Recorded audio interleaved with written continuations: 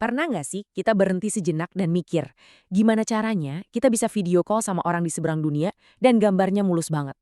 Atau gimana caranya kita bisa nonton film di HP di mana aja kapan aja? Nah, di balik semua keajaiban itu, ada serangkaian aturan main yang nggak kelihatan, yang ngatur semuanya. Yuk kita bongkar bareng-bareng rahasianya.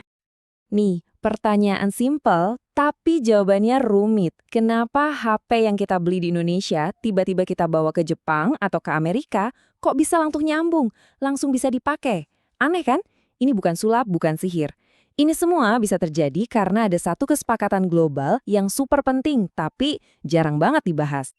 Coba deh bayangin dunia tanpa aturan ini. Setiap sinyal dari HP kita, siaran TV, bahkan GPS di mobil, semuanya bakal teriak di waktu yang bersamaan. Hasilnya, wah udah pasti kacau balau. Sinyal bakal saling nabrak, saling ganggu, dan semua perangkat canggih yang kita punya ini ya jadi pajangan aja, sama sekali nggak berguna. Oke, jadi dalam beberapa menit ke depan, kita bakal kupas tuntas soal aturan tak terlihat di dunia komunikasi. Terus siapa sih wasit telekomunikasi dunia? Kita juga bakal ngomongin soal jalan tol informasi digital, gimana aturannya di negara kita. Dan pastinya, apa tantangan buat masa depan konektivitas kita semua. Langsung aja kita mulai. Oke, bagian pertama, aturan tak terlihat komunikasi. Intinya, buat mencegah kekacauan sinyal yang tadi kita bayangin, semua perangkat di seluruh penjuru dunia itu harus setuju buat ngobrol pakai bahasa yang sama. Nah, ini dia kuncinya. Standar yang sama. Mirip kayak kita, butuh satu bahasa yang sama biar bisa saling ngerti. Setiap HP dan menara BTS di seluruh dunia juga gitu. Mereka harus patuh sama aturan teknis yang sama persis. Kalau enggak, ya koneksi nggak bakal pernah nyambung. Lanjut, bagian kedua. Wasit telekomunikasi dunia. Pertanyaannya sekarang, siapa dong yang bikin aturan main global ini? Ternyata ada satu organisasi dunia yang perannya itu kayak wasit di pertandingan telekomunikasi global. Kenalin, namanya International Telecommunication Union, atau biar gampang kita sebut aja ITU.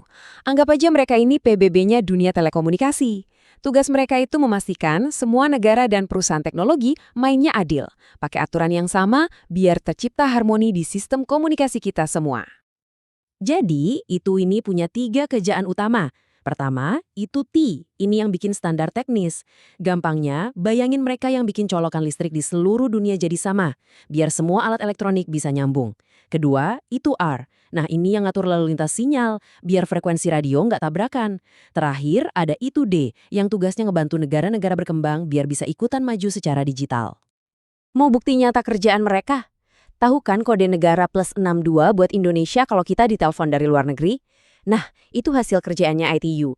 Lebih tepatnya standar E164. Aturan simpel ini yang bikin setiap nomor telepon di dunia itu unik dan bisa dihubungi dari mana aja. Kelihatannya sepele, tapi ini fundamental banget. Oke, bagian 3, jalan tol informasi digital. Sekarang yuk kita bahas gimana caranya semua data ini bisa bergerak. Coba deh bayangin, ada sebuah jalan tol raksasa yang nggak kelihatan, super sibuk, persis di atas kepala kita. Jalan tol inilah yang kita sebut spektrum frekuensi radio. Ini tuh sumber daya alam yang nggak kelihatan, yang kita pakai buat ya semuanya, mulai dari siaran radio, sinyal Wi-Fi di rumah kita, sampai koneksi 5G. Semua informasi nirkabel yang kita kirim dan terima, lewatnya ya di sini. Tapi kenapa harus diatur-atur sih? Ya karena sama kayak jalan tol beneran, lebarnya itu terbatas. Kalau semua orang dibiarin pakai sembarangan, yang ada malah macet total, sinyalnya tabrakan atau interferensi. Belum lagi ada jalur-jalur khusus yang harus steril, harus kosong buat layanan darurat kayak komunikasi pilot sama menara kontrol bandara.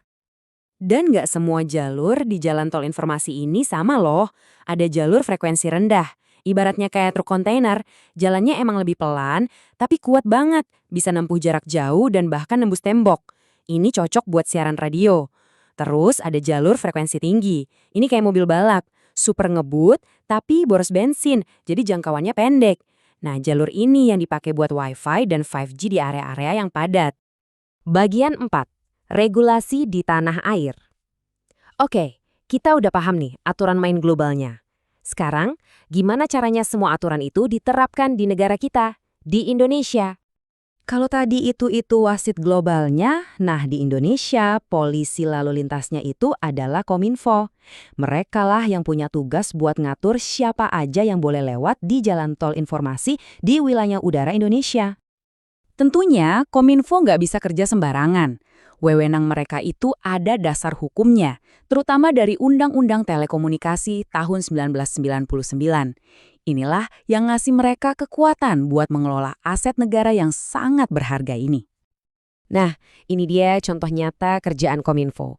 Mereka yang bagi-bagi jalur frekuensi ini dan ngasih jatahnya ke operator yang kita kenal sehari-hari, Telkomsel, Indosat, XL, dan lain-lain.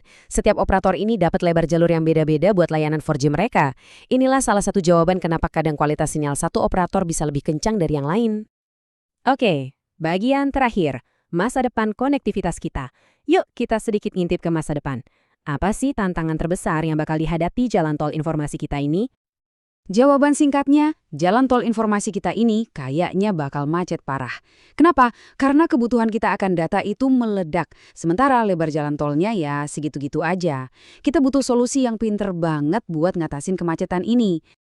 Siapa aja sih pengguna jalan yang baru ini? Wah, banyak banget. Ada jaringan 5G yang rakus data, ada miliaran perangkat IoT, mulai dari kulkas pinter sampai traktor otomatis. Belum lagi ribuan satelit internet baru kayak Starlink. Semuanya berebut jalur di jalan tol yang sama.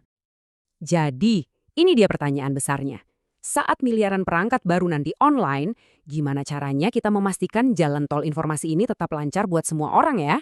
Pengaturan oleh ITU dan Kominfo itu bukan lagi sekedar urusan teknis. Ini udah jadi kunci buat masa depan kita yang serba terhubung. Jadi, kerjasama global itu bukan lagi pilihan, tapi satu-satunya jalan ke depan.